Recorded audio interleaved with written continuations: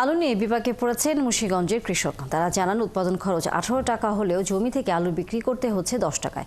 আবার বাড়তি ভাড়া দিয়েও হিমাগারে আলু রাখার জায়গা পাচ্ছেন না তারা।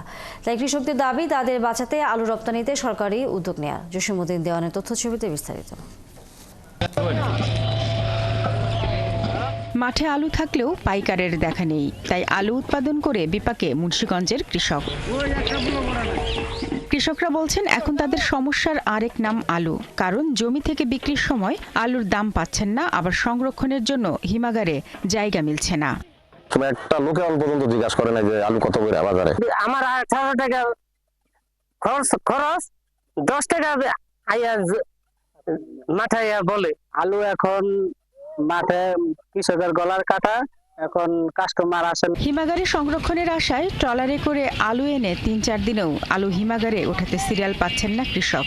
হিমাগার কর্তৃপক্ষ বলছে ধারণ ক্ষমতার অতিরিক্ত আলু আসতে শুরু করায় তারাও বিপাকে পড়েছেন। আলু তো কৃষক বেচতে পারতেছে না, কোল্ড স্টোরে পর্যাপ্ত পরিমাণে রিজার্ভ হয়ে গেছে। ধারণ ক্ষমতা প্রতিদিন 5,000 ব্যাগ আমরা নিতে পারি, উঠাইতে পারি, কিন্তু সেক্ষেত্রে 10,000 ব্যাগ আলু আমাদের সামনে হাজির। আমাদের লেবার অনেক কাজ করতে হবে।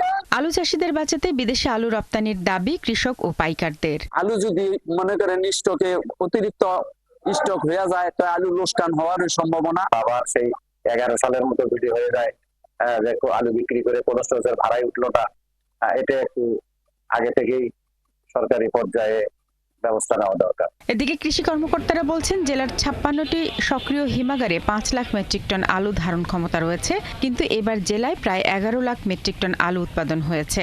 আর গেল মাসে উত্তরবঙ্গ থেকে লক্ষাধিক মেট্রিক টন আলু এ জেলার হিমাগারগুলোতে রাখা হয়েছে। কৃষকদেরকে পরামর্শ দিতে তারা যেন বাড়িতেই সংরক্ষণ করার ব্যবস্থা করে, আর যদি বাড়িতে কিছু আলু সংরক্ষণ করতে পারে তাহলে 1-1.5 মাস পরেই তারা একটু ভালো দাম পাবে এবং তাতে করে তাদের উৎপাদনটা।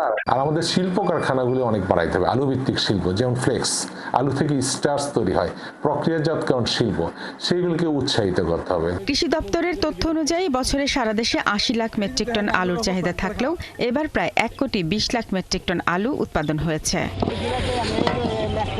শারমিন স্বপ্না, 71। দর্শক, এই নিয়ে বিস্তারিত জানাতে মুন্সিগঞ্জ থেকে যুক্ত হচ্ছেন সহকর্মী জসীমউদ্দিন দেওয়ান।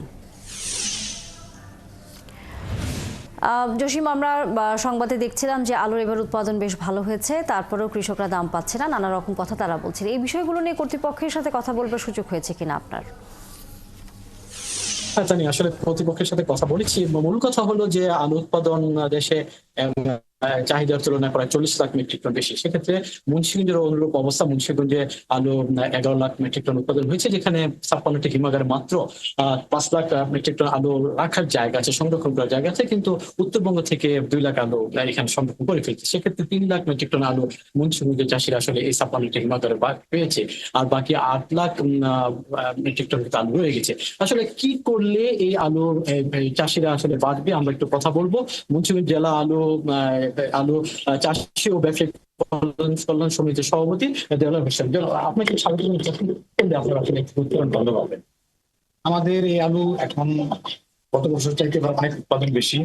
আমাদের এই আলু এখন মাঠে নাই, সব আলুই আপনার কোল্ড স্টোরেজে আর কৃষকরা যার বাড়িতে গোলায় নিয়ে গেছে। এখন এই আলু যদি আমাদের রপ্তানি যদি না করা যায়, এই আলুর আমরা দাম পাচ্ছি। কারণ এখন আমাদের কৃষকের ঘরে আলু বিক্রি হচ্ছে 13 থেকে 14 টাকা।